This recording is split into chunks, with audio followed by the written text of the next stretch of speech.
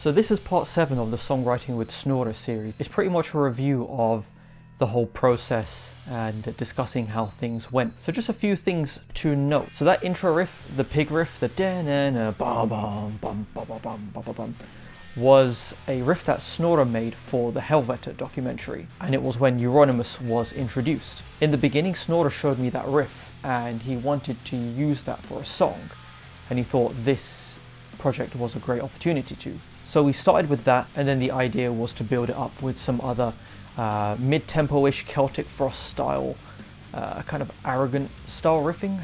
And then we also had some ideas, like I think it was Snorre's idea to add one of the drum breaks in. The idea was to slowly build the pacing of the song. The pacing of the song kind of is this, like that. So it's a very kind of mountainous style of writing. So those are a few things that we wanted to note, and here's a conversation that I had with Snorre, just summarizing the whole process, talking what went well, what went badly, and things to look out for. The main thing is that it has been fun, and I think we did some smart moves in the start by establishing that we have to name the different parts. It helped a lot during the conversation and during the writing that we had names for the different parts, so we could discuss arrangement. So I'm happy we did that. I think we've tried a lot of cool different styles and been extremely diplomatic. There was never a moment where I was like, okay, this is a bad riff. It's all a case of does this riff work? And just trying to fit things together and building up on the ideas. I think my favorite thing out of the whole mix is the drum sound. Yeah. Because the guitar tones that we used are kind of on the trebly side. Not too much bass, provided a lot of room not only for the bass guitar, but to get that kind of natural rumble that you get from an acoustic drum kit. Yeah. And I really like that. It's not overly pristine, and you hear some rumbling and ringing out, and I quite like that part of it. I think the snare sound, the kick sound just sound really great. Yeah. And Vegard's playing is also very organic. I really like how the drums turned out, I like how the guitars turned out and the bass. I'm almost surprised how well this project turned out. The thing we did when we sent files to each other, we sent the whole project over to each other. I give that to you, you do some add-ons and give it back to me, and in the meanwhile I have maybe worked on the project and I have to find a way to import your project into mine, which is difficult. So the two big takeaways from that: make sure one person has a master project, and whoever else you're working with, just send the stems, whether it's just a riff or later on in the song when you've got a demo guitar tape, just export that and send it to the person with the master tape. And something else that can be done as well is sharing a master tab file. We haven't used click track from the beginning. We decided that we should make Vegard play his drum track, and we should adjust the tempo in the project after the actual drum tempo. Vegard play after the music we have made, the guitars and the click, but when he plays there's slight variations in the tempo, and instead of editing his drums, we made the project fit his drums.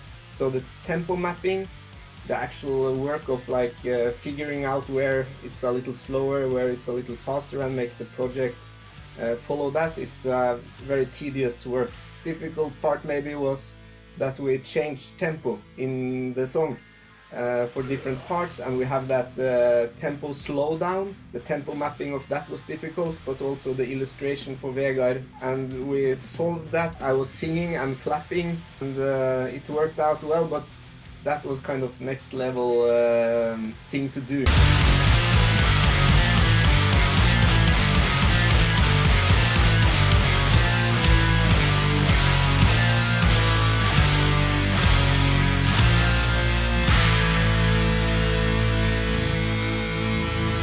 You can hear in the song that there's during the slowdown part, there's an inconsistency with the timing in the three guitars. It's all kind of there in the right place, but some are just ever so slightly overlapping, but it kind of worked. Yeah, I had to do that part many times. It wasn't the easiest song to record. The fact that the tempo is not strict makes it impossible to like copy paste good parts, so you have to like record everything throughout the whole song. But that's for a beginner to do that stuff might be a little too much, but I know it's often done the other way around these days, that you have like a strict click track in the project and you edit the drums to fit the project. So that might be a easier way to approach like a online collaboration. But if you can like let the drummer be the boss of the tempo and make the project follow him, it will be more organic in the end, I think. So what happened was that there was an issue with Zoom being able to screen share and provide the audio for the mix in real time. So what Daryl had to do, and big shout out to Daryl, what Daryl had to do was to stream the song on YouTube, and we were both listening to it from YouTube, and there was about a 5-second delay. So whenever he was going to play us a song, we waited, and then we started talking, and then the song came out of nowhere. We had to deal with that for like an hour, but overall the result was good. I think the mix is really, really nice. And another thing that happened is the Zoom camera only fixated on Snorre's camera. So I did try to make like an edit out of it, and it just became, you know, there was good information there. It ended up just becoming a bit more of a monologue rather than a bit more of an interactive video. So that was a big shame. But I think the mixing process was really straightforward. We sent over some guitar tones and stuff, and I even used the Hellfire tone preset on one of the guitar tracks that me and Jake made. So big shout out to Jake as well, because that ended up being on the final recording. Daryl mixed all the guitars together with all the drums and the bass, and had a really, really cool, nice rounded organic sound. You know, it doesn't sound sterile, and the kick drums are not like or anything like that, and everything's got this nice weight to it. Cool having the inconsistency in the song, because it's kind of having that almost garage rehearsal kind of take to things, or like a rehearsal kind of thing, like very, very organic, very natural, imperfect kind of playing and recording. And it's the first time I've ever done a recording like that, because it's usually just to the grid, you know, things more in that, you know, with a strict tempo. And the strict tempo makes things easier, but it really depends on the kind of sound that you're going for, of course.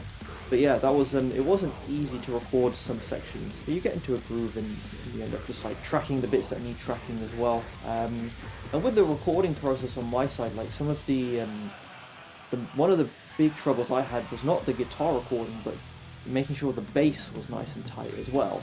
Because there's a lot more going on with the bass in this, because I don't like boring bass lines that are just following root notes. So there's a lot of movement going on with the bass, and just making sure all of those sections were recorded well. And again, this tempo mapping of the drums takes things to another level when it comes to difficulty, I think. It's positive concerning the feel of everything, but also it makes recording guitars, bass and everything else a little more challenging. Yeah, I agree. And the cool thing about having this inconsistency is that it somehow, the song ends up having a bit more heart. It's a lot more human in a way, as opposed to trying to get everything like bang on the grid.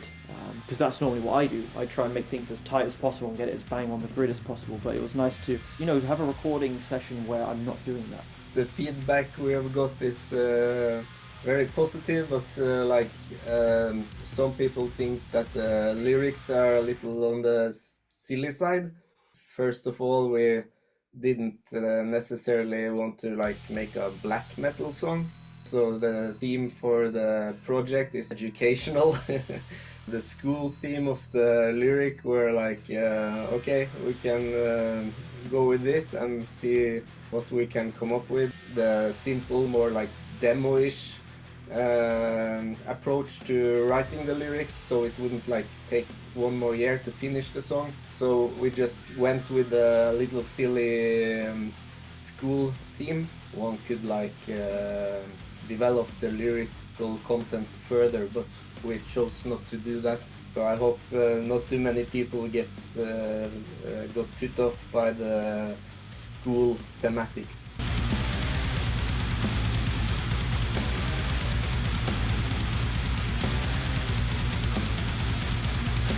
Welcome to school. Line up in queue. Welcome to school.